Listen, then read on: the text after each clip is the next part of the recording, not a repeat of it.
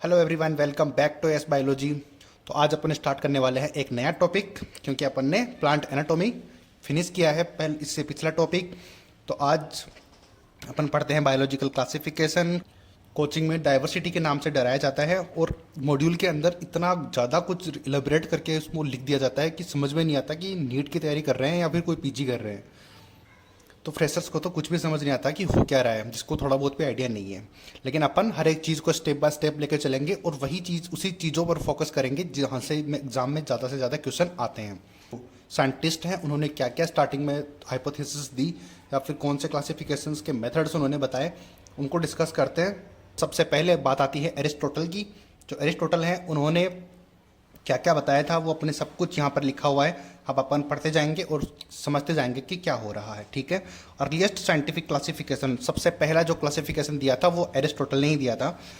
Aristotle जी, इन्होंने बता दिया था कि डाइवर्सिटी के अंदर इस तरीके से आपको कुछ करना होगा। ठीक है। तो सबसे पहला अर्लीस्ट साइंटिफिक क्लासिफिकेशन एग्जाम में आएगा तो ऐसी कैसी लाइन पूछ लेंगे, given on the basis of the morphological character. तो मॉर्फोलॉजी कैरेक्टर के बेसिस पर ही ये दिया गया था। मॉर्फोलॉजी समझते हो ना, कि जो बाहर से देख के पता लगा लेते हैं कि हाँ, कि इसके अंदर ये चीज़ प्रेजेंट है, ये चीज़ नहीं प्रेजेंट है, तो बाहर से देख के पता लगा लेते हैं कि हाँ ये प्लांट में रखेंगे या फिर एनिमल के अंदर।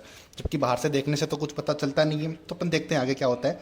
तो इन्होंने सुझाया था कि टू किंगडम जो हाइपोथेसिस है, तो इन्होंने दिया था two kingdom classification. Two kingdom classification इन्होंने दिया था, जिसमें कि एक किंगडम तो था प्लांट और दूसरा था एनिमल्स। इन दो के अंदर इनको डिवाइड कर दिया था। अब प्लांट के अंदर भी इन्होंने रखा था कि जो बड़े ट्रीज होते हैं दिखने में, उनको बोल दिया ट्रीज, और श्रब और हर्ब्स उनको बोलते हैं जो छोटे छोटे होते हैं। ठीक है। जिनको बड़ी ब्रांचेस नहीं होती बट वो जमीन पे फैले हुए होते हैं ना, उनको बोलते हैं सर्ब या हर्ब। तो इन्होंने सिर्फ देख के पता लगा के इन्होंने बता दिया ओनली। एनिमल्स की बात करें तो उन्होंने बताया कि जिसमें रेड ब्लड प्रेजेंट है वो, और जिनके अंदर कलरलेस ब्लड प्रेजेंट है वो।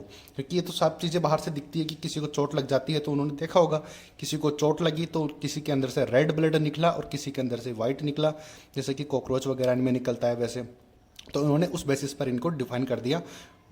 टू किंगडम क्लासिफिकेशन इन्होंने दे दिया। बट ये क्या सही तरीके से सही है? क्या सही नहीं है, क्योंकि बहुत सारी चीज़ें बाहर से देखने में एकदम इजी लगती हैं लेकिन उतनी ही वो कॉम्प्लेक्स होती है अपने बिहेवियर में। ठीक है। तो ये इनका जो एरिस्टोटल थे, इन्होंने स्टार्टिंग जरूर की, बट एकदम अर्लीस्ट जो चीज़ होती है वो तो परफेक्ट नहीं होती, धीरे धीरे उसमें परफेक्शनेस आती है। तो ये था एरिस्टोटल का क्लासिफिकेशन। ठीक है। नेक्स्ट बात करते हैं। नेक्स्ट दिया था लीनियस से। लीनियस साहब थे, इन्होंने भी दिया था कि इन्होंने क्या बताया था वो देखते हैं कि टू किंगडम क्लासिफिकेशन, इन्होंने भी टू किंगडम क्लासिफिकेशन दिया था। लेकिन अगर टू किंगडम क्लासिफिकेशन की कहीं पर बात आए तो वहाँ पर लीनियस साहब का नाम आएगा ही आएगा। ठीक है। तो कौन कौन से इन्होंने दिए थे? इन्होंने भी दो था, एक तो था प्लांट और दूसरा था एनिमल्स। अब इन्होंने किसके बेसिस पे दिया था कि प्रेजेंट ऑल प्लांट्स, तो जितने भी प्लांट्स थे उन्होंने यहाँ पर, तो वो कुछ भी हो, छोटे से लेके बड़ों तक उन्होंने प्लांट के अंदर रख दिया लीनियस साहब ने। और फिर जो है एनिमल्स के अंदर जितने भी एनिमल्स प्रेजेंट थे उनको एनिमल्स में उन्होंने रख दिया। तो ये लीनियस साहब ने बता दिया। तो एग्जाम में क्वेश्चन यही पूछते हैं कि टू किंगडम क्लासिफिकेशन किन्होंने दिया? तो ये लीनियस साहब ने दिया था। और कई बार स्टेटमेंट में भी पूछ लेते हैं कि कौन कौन से किंगडम उन्होंने अलग किए, तो प्लांटी और एनिमेलिया, ये दो किंगडम उन्होंने सुझाए थे। अब ठीक है, क्यों ये इसको डिस्कार्ड कर दिया गया वो देखते हैं। देखो, this system was used till recently.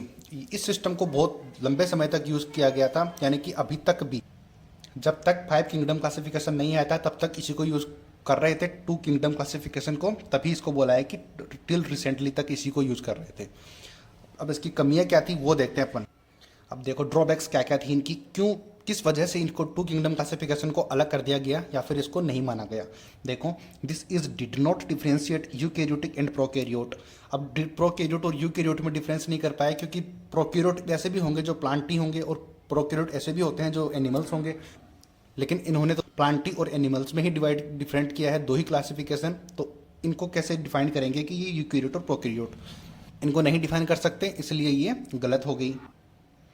अब this is did not differentiate unicellular and multicellular. तो या तो यूनिसेलुलर हो या फिर मल्टीसेलुलर, उनको सबको, अगर वो एनिमल है तो एनिमल्स एनिमेलिया में रख दिया, और प्लांटी है तो प्लांटी में रख दिया।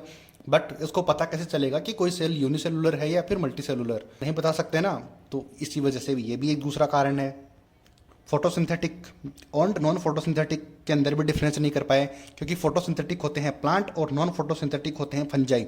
अब ये एक साथ क्यों लिखा है? क्योंकि दोनों के अंदर सेल वॉल प्रेजेंट होती है, लेकिन cell wall different different type की प्रेजेंट होती है, लेकिन ये तो नहीं बताती कि किसके अंदर कौन फंजाई है और कौन फोटोसिंथेटिक है, क्योंकि दोनों फोटोसिंथेसिस कर सकते हैं या फिर नहीं भी कर सकते, क्योंकि फोटोसिंथेटिक करने वाले नहीं करने वाले उनको तो प्लांट ही लगा, तो इनको प्लांट ही के अंदर रख दिया। तो ये भी एक बेकार चीज़ हो गई ना, क्योंकि फंजाई और फोटोसिंथेटिक प्लांट को एक साथ रख दिया, तो ये भी इनकी ड्रॉबैक हो गई। देखे, बहुत से प्लांट्स एंड एनिमल्स को किसी भी किंगडम में नहीं डाला जा सकता, जैसे कि वायरस है। अब वायरस को कहाँ रखोगे? वीरोइड है, वीरोइड को कहाँ पे रखोगे? कहीं नहीं रख सकते।